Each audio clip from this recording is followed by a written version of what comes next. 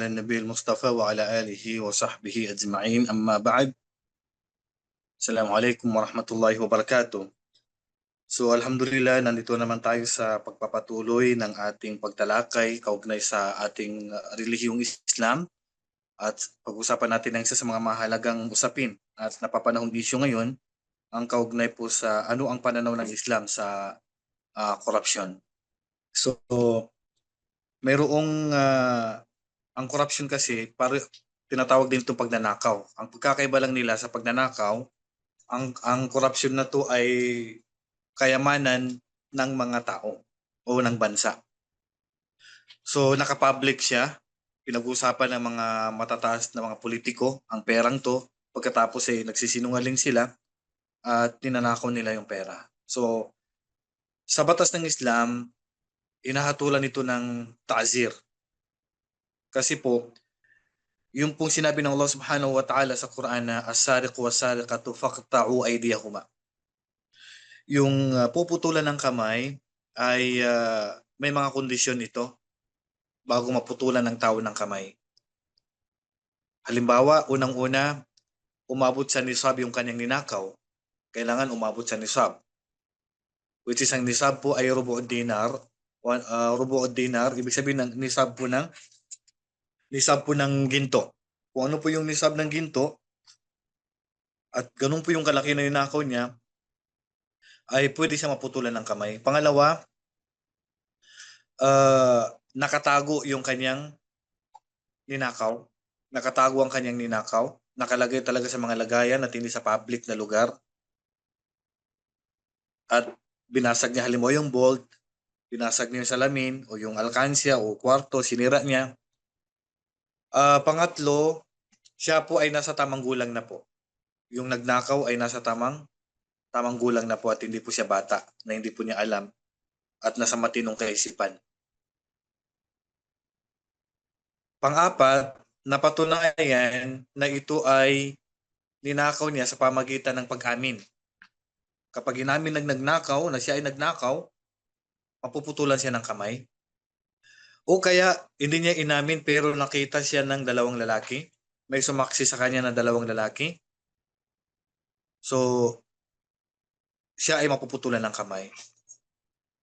Ang puputulin sa kanya ay ang kanyang kanang kamay. Pag nakumpleto ang mga kondisyon na dapat makumpleto sa isang nagnakaw, ay puputulan siya ng kanang kamay. Pag inulit pa niya ito, ay puputulin sa kanya uli ang kanyang kaliwang paa. At kapag inulit pa niya ito, ay wala lang puputulin sa katawan niya, kundi nakadepende na po sa imam kung ano po yung dapat na gawin na sa kanya. So ganyan po yung batas sa pagnanakaw. Which is, ina-apply ito sa bansang Saudi Arabia pero hindi ganun kadali na patunayan ang tao na nagnakaw, lalo na pag pinagbintangan na siya ay nagnakaw, lalong-lalo na sa mga kasambahay na pinagbibintangan na sila ay nagnakaw ng ganito ganyan tapos hindi naman napatunayan, ito ay mga salita lamang, walang mga patunay na siya ay nagnakaw, hindi umamin, walang saksi, kaya hindi ganun kadali na putulan ng kamay ang isang taong pinagbintangan na siya ay nagnakaw. Samantala, yung korupsyon na ginagawa ng mga politiko, especially sa iba't ibang sulok ng mundo ngayon na nagkakaroon ng mga rally laban sa mga nagnakaw, nakadepende ito sa bansa o sa pinuno o sa qadi o sa judge kung ano ang ibibigay sa kanilang hatol. Maaari silang ikulong, maaari silang paluin.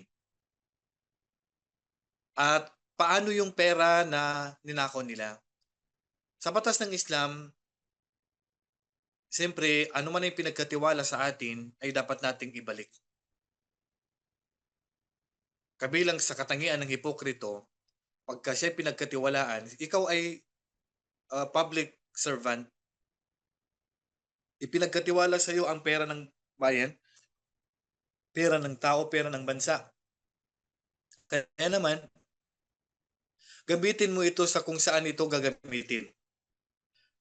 Dahil ito ay pagsira sa pag ipinagkatiwala sa iyo. At ito ay katangian ng hipokrito. Isa sa katangian ng hipokrito na pagka pinagkatiwalaan ay hindi mapagkakatiwalaan. Pangalawa, yung pagnanakaw mo doon sa pera na yan at kapag napatunayan ito, kailangan mong ibalik.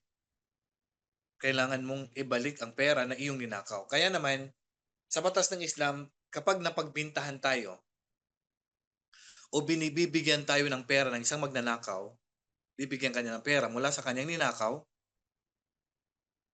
o kaya ay bibigyan kanya ng sadaka mula sa kanyang ninakaw o magpapatayo siya ng masjid at alam natin na ito ay kanyang ninakaw, hindi natin pwedeng tanggapin.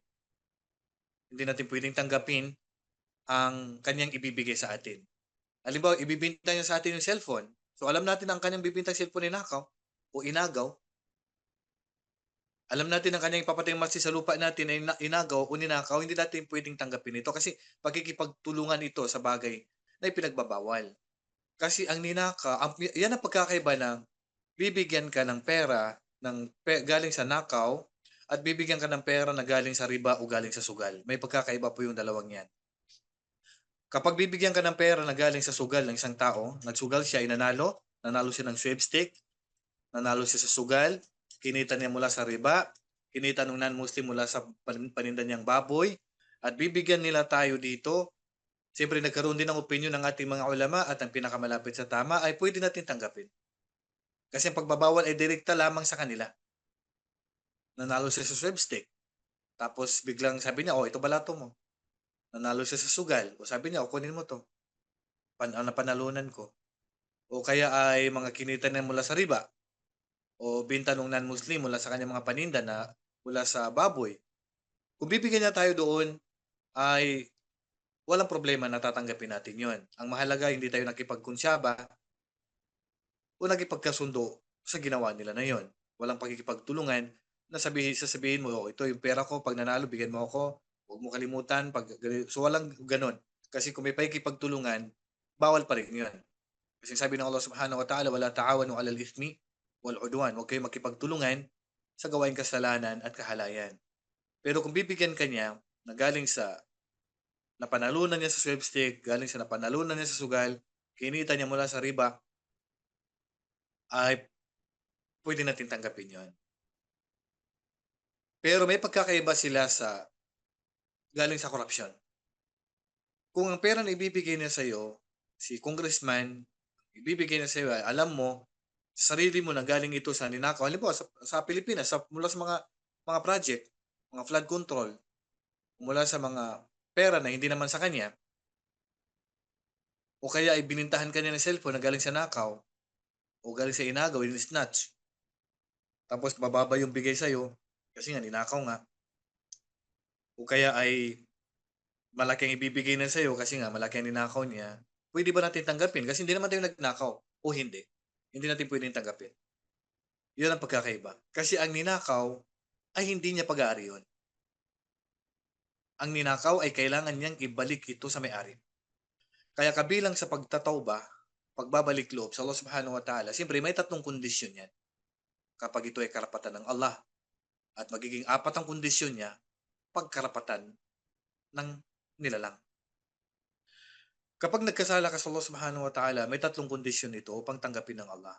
Una, al-nadam, ang pagsisihan mo yung nagawa mo, na alam mo sa sarili mo na nagkamali ka. Pangalawa, al-iqla' alid-dunub, pag-iwas mo sa hindi lang nakasalanan na yon, kundi ang lahat ng kasalanan na maliban doon. Pangatlo, al-azmu ala adamil auda, at sinisigurado mo sa sarili mo na hindi mo na yun uulitin.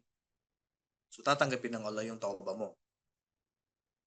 Yung pagbabalik loob mo sa Allah subhanahu wa ta'ala, pag nakompleto mo yung tatlong yun, ay tatanggapin ng Allah ang pagbabalik loob.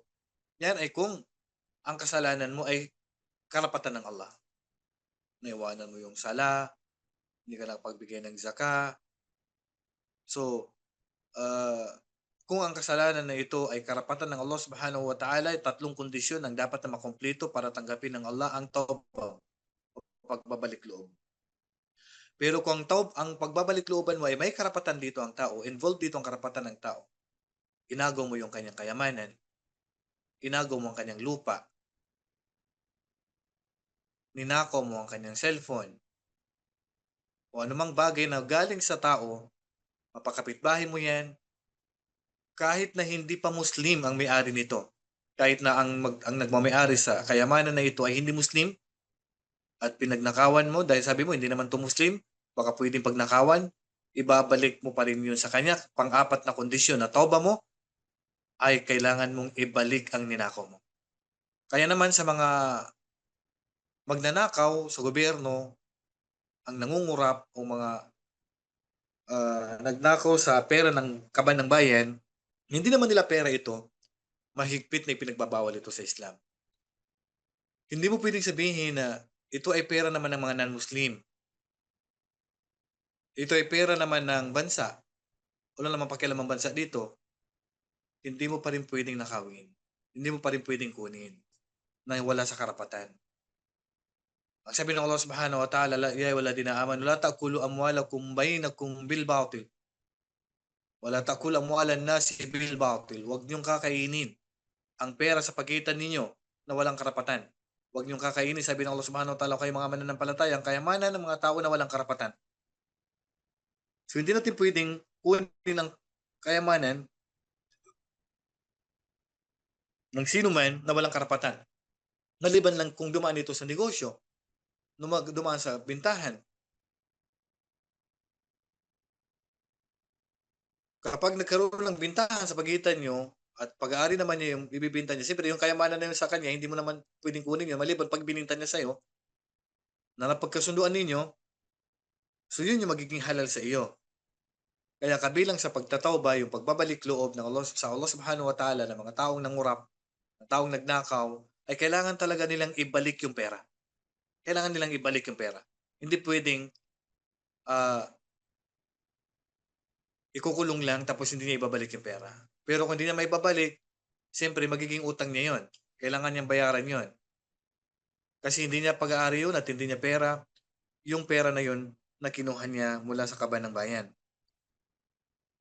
Ang Propeta sallallahu alaihi wasallam sabi niya, la tuqta'u yadu sariqin illa fi rubu' dinarin fasa'ida. Muttafaqun alayh. Hindi pwedeng putulin ang kamay ng nagnakaw maliban na umabot ang kanyang ninakaw sa rubu'ud dinar. Rubu'ud dinar, yung nisab po ng ginto po. Kung umabot na yung ginto mo ng 2 na halos 2 gramo ito, 2 point something, 2.125 grams. Yung nanako mo na ginto, dito ay pwede ka maputulan ng kamay. At sinabi pa ng Propeta sallallahu alaihi wasallam, la'anallahu as-sariq, yasriqul baydata fatuqta, wa yasriqul habla fatuqta yaduhu, muttafaqun alayh. Pati ang magnanakaw, hindi lang yan puputulan. Isinusumpa yan eh. Isinumpa ng Allah ang isang magnanakaw na dahil lang sa pagnanakaw niya ng itlog, ay naputulan ng kamay. Dahil lang sa pagnanakaw niya ng tali, ay naputulan ng kamay. Subhanallah. E paano kaya pag milyones, bilyon ang ninanakaw? Sumpa-sumpa ang mga taong to. Tapos, mapapansin pa natin na kapag ang nagnakaw ay isang mataas na posisyon, ay mamamagitan sa kanya yung isang mga tao na mga kilala din. Na hayaan nyo na yan, huwag niyang putulan ng kamay, huwag nang ikulong. Kaya sabi ng Propeta sallallahu alaihi wasallam, atashfa'u fi haddin min hududillah. Gusto nyo bang mamagitan sa bagay na hindi pwedeng mamagitan dito? Kapag ang tao ay nahuli na siya ay nagnakaw, hindi na siya mapapatawad mga kapatid. Hindi na siya pwedeng patawarin kapag napatunayan na siya ay nagnakaw. Kahit patawarin pa siya ng ninakawan niya, mapuputulan na siya ng kamay. Maliban lang, pag hindi pa siya nahuhuli, kaya hindi tayo pwedeng mamagitan sa taong nagnakaw. Nasasabihin mo, oy, anak ko yan. O anak ni mayor yan. Anak ni governor. Anak ni congressman. Anak ni senador. Kaya sabi ng Propeta sallallahu alaihi wasallam sa kapanahunan niya, May isang nagnakaw tapos tutulungan ng mga matataas ang posisyon mula sa mga non-Muslim o mula sa mga tao doon sa time niya. Sabi niya, "Tashfa'u fi haddin min hududillah?" Mamamagitan kayo sa bagay na ito ay karapatan ng Allah na dapat na putulan tapos sabihin niyo wag nang putulan. Pagkatapos ay tumayo ang propeta sallallahu alaihi wasallam at nagbigay siya ng khutbah. Nagbigay siya ng salita sa mga tao. Sabi niya, "Ayuhan nas, o kayo mga tao, innama ahlaka alladhi innama halaka alladhina min qablikum annahum kanu idha sadiqa fihim mushrifu tarakuhu." Ito na yung nangyayari ngayon. Sinabi ng propeta sallallahu alaihi wasallam, "O kayo mga tao, tunay na nasira ang mga tao na mga nauna sa inyo, napahamak ang mga tao na mga nauna sa inyo, annahum kanu idha sadaqa fihim syarif, na kapag may nagnakaw sa kanila na matataas ang posisyon, matalaking pamilya, mayaman ang nagnakaw, kaibigan, kakilala, tarakuhu, pinapabayaan na lang, kinakalimutan na lang yung problema, yung kaso niya. Hinahayaan na lang yung ninakaw niya. Si congressman naman ang nagnakaw, si si speaker, o si ganito, si congressman, si kaibigan, si kumpari, tarakuho. Hindi na nila ibibigay yung hatol sa kanya. Kasi nga, kumpari nga, kasi mataas ang posisyon, malaking pamilya, wa idha saraka fihim ad-da'ifu aqamu alayhi al-hadd, muttafaqun alayh.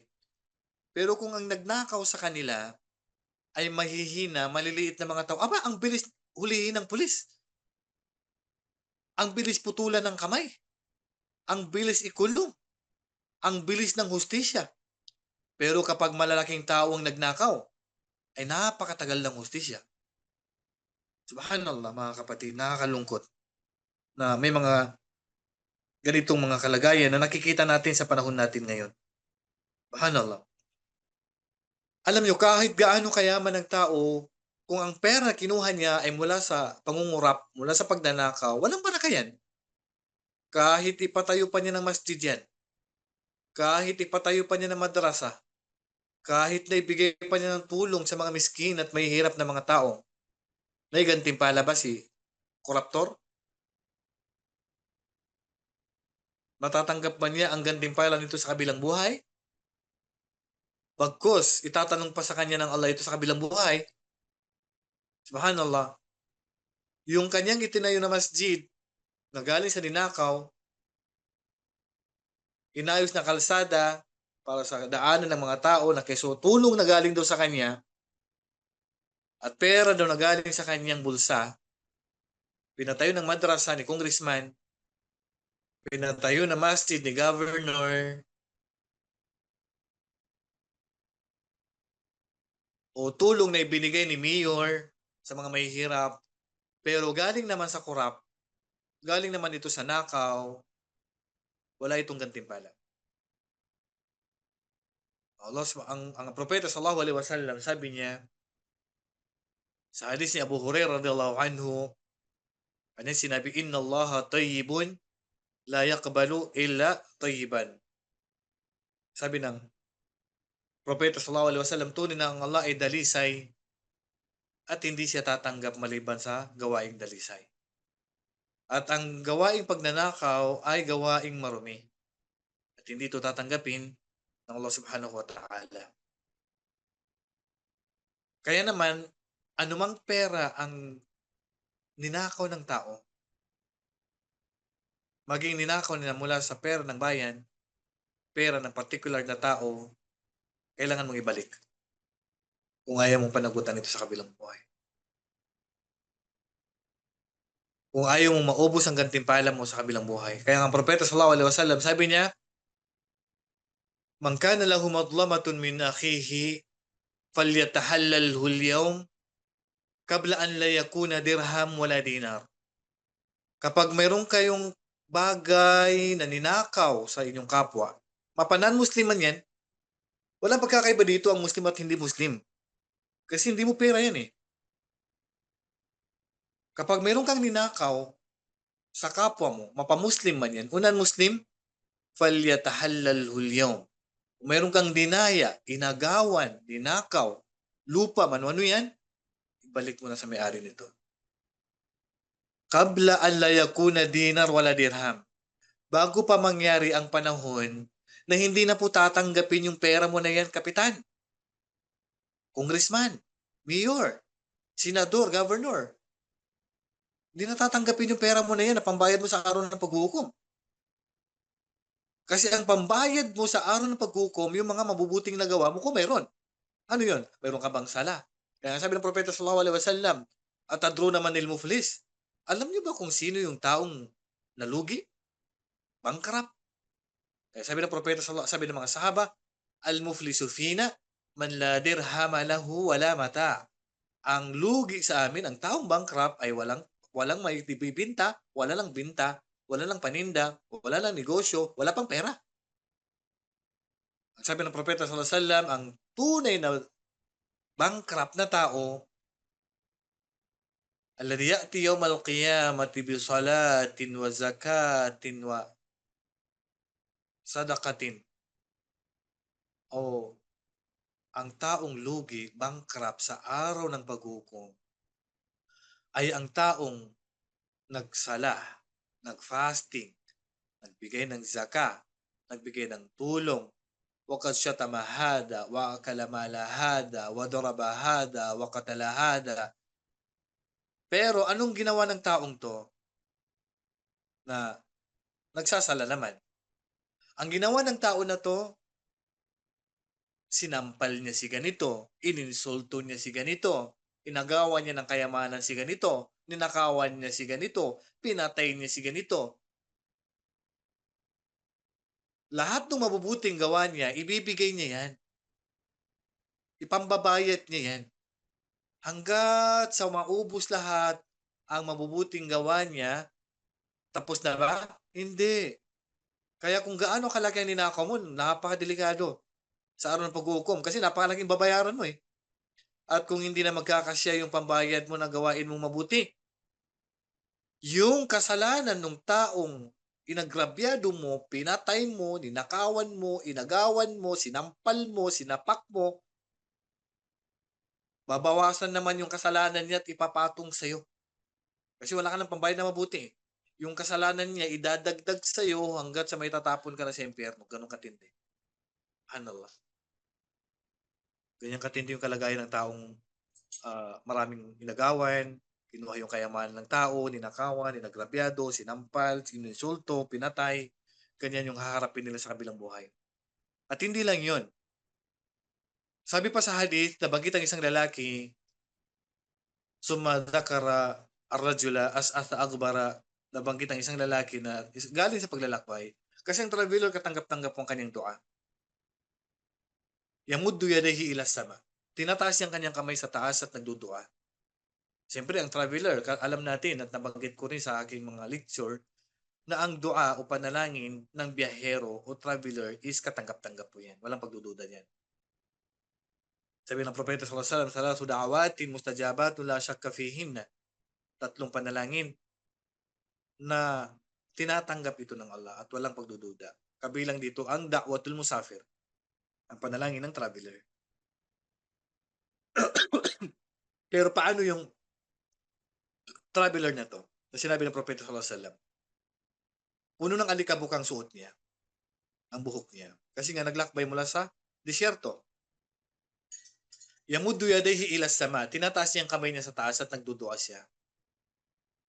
Sabi niya, Ya Rab, Ya Rab, Ya Allah, gusto ko ng ganito. Ya Allah, patawarin mo ako. Ya Allah, hingin niya lahat. Pero ang problema, ang taong ito ay magnanakaw. Ang taong ito ay kumakain ng haram. Wa mat'amu haram. Wa mashrabu haram. Wa malbasu haram. Wa ghudhiya bil harami fa anna yustajabu lahu. Sabi ng Propeta sallallahu alaihi wasallam. Ang problema, ang taong to, ang pagkain niya haram, ninakaw, kurap, inagaw sa mga tao o sa mga mahihinang mga tao. na kung saan lumalantad na ngayon ang mga gawain ng ilan sa mga politician. At hindi lang politician, siyempre sa may mga kapangyarihan din.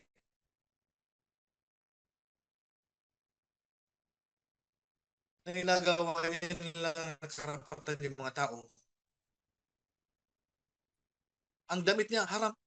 Ang hanap buhay niya, haram. Paano yustajabu lahu? Rawahu Muslim. Paano tutugunin ng Allah ang kanyang dua na lahat ng kinabubuhay niya puro haram? Yung sasakyan mo galing sa haram.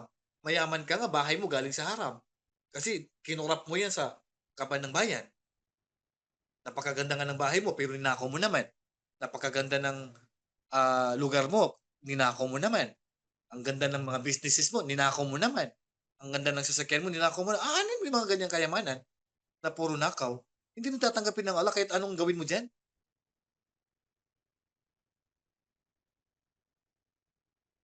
Kahit nagdua ka ng dua dyan, hindi mo tatanggapin ng Allah. Kaya sabi nagsasabi, Ya Rasulullah, paano matutugunin ng Allah ang dua ko? Sabi niya, Autib, mataamak takun mustajabud daw. Dalisayin mong pagkain mo, tatanggapin ng Allah ang dua mo. Dalisayin mo, huwag kang magnakaw, huwag kang mangagaw, huwag kang magsugal, huwag kang magriba. Tatanggapin ng Allah ang dua mo, basta gawin mong dalisay ang kayamanan na kinikita mo. So pag dinalisay mo ito, so dito tatanggapin ng Allah ang iyong mga dua o panalangin, pero yung mga panalangin ng mga magnanakaw mula sa gobyerno, mula sa mga politician, mula sa mga tao, kung ang kanilang kayamanan ay mula sa nakaw, mula sa inagaw nila, sayang lang, nagsasala sila pero hindi tinatanggap ng Allah yung mga dua nila. Kasi yun ang sabi ng Propeta sallallahu alaihi wasallam sa isang sahaba, kung gusto mong tugunin ng Allah ang panalangin mo, ay dalisayin mo ang iyong kinakain. Linisin mo ang kinakain. Hindi galing yan sa pinagkatiwala sa iyo. Tapos ninako mo naman. Pinagkatiwalaan ka ng kayamanan na sinasabi sa iyo, o ipatayo mo na masjid. Pero hindi mo naman pala pinatayo na masjid kaya binili mo ng sasakyan. O ipatayo mo, ibigay mo ito sa mga tao bilang tulong sa kanila. Hindi mo pala itinulong sa kanila. Eh binili mo na mga gamit mo. So paano tutugunin ng Allah ang dua mo? Pinagkatiwalaan ka sa isang kayamanan, tapos hindi mo ito ipinarating sa nagbabaya sa dapat na pagbibigyan nito. Eh nakakatakot yung pagnanako mga kapatid. Kasi napakabigat niya. Kasi sa araw nga ng pag-hukom, hindi tatanggapin ng Allah yung ibang babayad mo, kundi mga gawain mo na mabubuti ang ibang babayad mo sa araw ng paghukom. Dito pa sa mundo, hindi pa tinatanggap ng Allah ang dua mo. At anuman tulong na manggagaling sa iyo, na galing sa ninakaw, hindi rin tatanggapin ng Allah. At ang pagbabalik lubo sa Allah dito sa mundo, ay hindi sapat yun na magpakulong ka lang. Kailangan mong ibalik ang ninakaw mo. At hindi pa tayo pwedeng bumili sa mga magnanakaw na ang binibenta nila ay mula sa nakaw. Nagbibenta sila ng mga subdivision, nagbibenta sila ng mga cellphone na galing sa nakaw. Hindi mo pwedeng tanggapin yun. Hindi mo pwedeng bilhin. Kasi kailangan niyang ibalik yun sa may-ari. Napakahirap mga kapatid. Kaya kumain tayo ng halapi, mainam pa yung taong namumuhay na kinakain lang niya kangkong o asin o toyo kaysa taong namumuhay ng marangya pero puro nakaw. Diyan ka na lang sa kumakain ng mahirap, kaya wag natin kainggitan yung mga mayayaman. Kasi hindi mo alam yung kinainggitan mo na mayaman pala mula sa nako na yan. Kaya ang Propeta sallallahu alaihi wasallam sabi niya, la tanduru ila man huwa fawqakum. Huwag niyo titingnan sa taas niyo. Ay, grabe si ano, Masya Allah, may kotse, may Lamborghini, may Ferrari, may mansyon, may kondo, may kotse. Ako, wala. Kahit bisikleta, wala. Kahit ulam, wala. Ba't ka titingin dyan? Hindi mo alam baka yung mga yan, ninakaw niya. O pagsubok sa kanya, hindi mo ba alam ng pagiging mayaman ay natatagalan ng tao sa pagpasok sa paraiso? Gusto bang matagalan bago ka makapasok sa paraiso? Kaya pinapangarap mo yung bagay na yan? Sinong tao na gusto matagalan makapasok sa paraiso? Dahil lang sa kayamanan. Ang sabi ng Propeta sallallahu alaihi wasallam, huwag yung kainggitan. Kung may kakaingitan, Propeta sallallahu alaihi wasallam ang nauna na. Pero kaya kailanman hindi hiningi na propeta maging mayaman. Halos lahat ng propeta mahirap, mga sahaba mahirap, na napakamayaman nila pero namatay silang mahirap. Kasi alam nila na magpapatagal sa kanilang pagpasok sa paraiso. Pinakamatagal na propeta ang makakapasok sa paraiso, pinakalas na propeta mula sa kanila na papasok sa paraiso si Sulaiman alayhis salam. 40 taon bago siya makapasok sa palayso. Sulaiman, propeta yon. Wanduro ilaman huwa, dunakum. Ang tingnan mo, yung nasa baba mo. Yung kumakain lang na simple lang na walang ninanako ba? Walang inagrabyado ba? Yung simple lang mumuhay na halal. Dalisay. May baraka. Ang kanyang kinakain. Kasi naman mayaman ka pero walang baraka galing sa riba. Bigla-bigla na lang may mga sakit na walang lunas. May mga problema na wala napakalaki. Hindi niyo po alam na minsan walang, ah, ano bang tawag diyan, walang kakuntintuhan ng mga mayayaman din. Gusto niya magpadami na magpadami na magpadami kasi yan talagang ang kani Adam alayhis salam. Pag binigyan mo ng isang bangin ng ginto, maghahangad pa yan ng isang bangin. Ay walang kabusugan yan. Yan ang angkan ni Adam alayhis salam. Ang dami ng pera, yan pa yung hindi tumutulong kung sino po yung mayaman. Eh kung galing pa sa nakaw, eh di patong-patong problema nito. Kaya sa Islam, mahigpit na ipinagbabawal ang pagnanakaw. Napakahigpit katulad ng binanggit natin kanina. Ang tauba niya, kailangan niya talagang ibalik yung pera na ninakaw niya. At hindi pa tatanggapin ng Allah kanyang dua.